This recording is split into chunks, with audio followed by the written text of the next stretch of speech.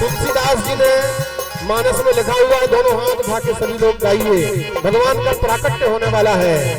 जब जब होए धर्म की हानि, जब जब होए धर्म की हानि, जब जब होए धर्म की हानि, जब जब होए धर्म की हानि, जब जब होए धर्म की हानि, जब जब होए धर्म की हानि, बाढ़हि असुर अधम अभिमानी, बाढ़हि असुर अधम अभिमानी, तब तब प्रभु धर विविध शरीरा, तब तब प्रभु धर विविध शरीरा।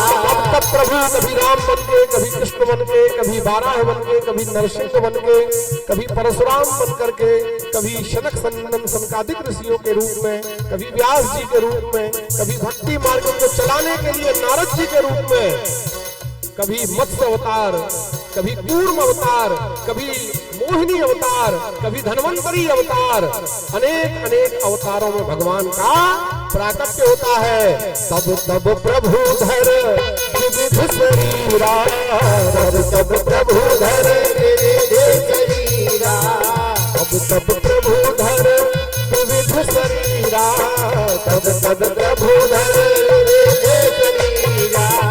हर ही दया निधि सज्जन कीरा, हर ही दया निधि सज्जन कीरा, हर ही दया निधि सज्जन कीरा।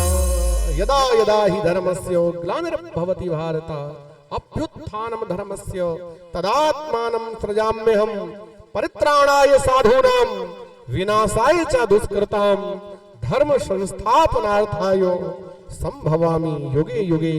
भगवान का अवतार होता है और कहते हैं दूसरी बार, तीसरी बार, चौथी बार, पांचवी बार, छठवीं बार, छह बार देवकी गर्भवती हुई, कंस के द्वारा पुत्रों को मारा गया, बाल हत्या का पाप बढ़ता गया। सातवें गर्भ के रूप में साक्षात संकर्षण देव आए, बलदाऊ जी, और बलदाऊ जी का प्राकट्य हुआ और बलदाऊ जी का जन्म होता है, संकर्षण देव कहलाए। देवकी के गर्भ से निकाल करके और रोहिणी के गर्भ में स्थापित किया। जो आज टेस्ट ट्यूब बेबी होता है, किसी गर्भ को रख के किसी गर्भ में रख के और बालक उत्पन्न कराया जाता है, ये परंपरा द्वापर से चली आई। श्री बलदाऊ जी का प्राकट्य देवकी के गर्भ से निकाल करके और रोहिणी के गर्भ में स्थापित किया है और बलदाऊ जी का जन्म हुआ। बोलिए दाऊ जी महाराज की जय हो। तो ऐसे बलदाऊ जी का प्राकट्य हुआ। 8वें गर्भ का अवसर आया। सत्यव्रतम सभी देवता भगवान के पास गए, स्तुति करने लगे। सत्यव्रतम सत्य परम त्रिसत्यम सत्यात्मकम, हे भगवान सत्यात्मक, हे सत्य स्वरूप, आपके नेत्र भी सत्य हैं, आप जो करेंगे वो भी सत्य होगा, आपकी वाणी भी सत्य होगी। हे सत्यात्मक, आप प्रकट होइए, क्योंकि बड़ा अत्याचार हो गया है इस संसार में। वो कहते हैं कि भगवान पवित्र भादों के महीने में रोहिणी नक्षत्र में बुधवार के दिन मध्यरात्रि में क्यों हुए? क्योंकि रामावतार में भगवान दिन में आए थे 12 बजे। नौमी तिथि मधुमास पुनीता, शुक्ल पक्ष अभिजित हरि प्रीता। भगवान राम दिन में 12 बजे आए, शुक्ल पक्ष में। भगवान ने कहा इसलिए मैं कृष्ण पक्ष में आऊंगा। तिथि का भी मध्य, दिनों का भी मध्य, अयन का भी मध्य, वर्ष का भी मध्य, और ऐसे मध्य रात्रि में भगवान जगदीश्वर चतुर्भुज रूप में प्रकट होते हैं।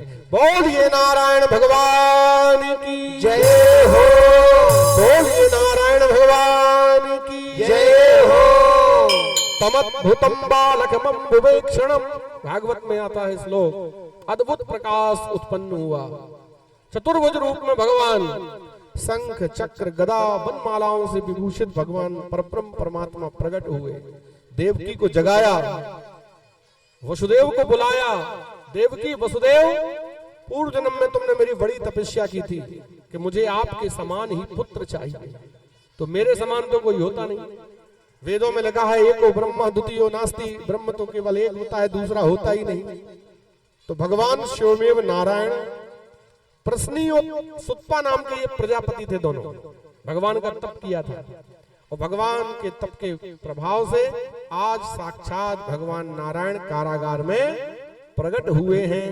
बोलो कृष्ण कन्हैया लाल की जय हो। और जैसे ही भगवान का प्राकट्य हुआ, देवताओं ने स्तुति करने लगे, दुंदुबियां बजने लगी, गंधर्व गीत गाने लगे और भगवान का महामंगल महामहोत्सव मनाया जाने लगा। आज भगवान श्री हरि नारायण की कृपा